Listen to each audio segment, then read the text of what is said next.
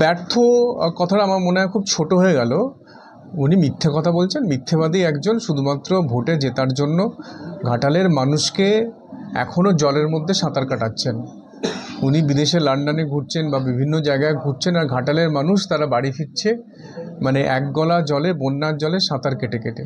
এটা দুর্ভাগ্য ঘাটালের মানুষের। তারা এমন একজন মানুষকে নির্বাচিত করছেন বারবার, যিনি বারবার তাদের সঙ্গে মিথ্যাচারিতা করছেন, মিথ্যে স্বপ্ন দেখাচ্ছেন, মিথ্যে কথা বলছেন।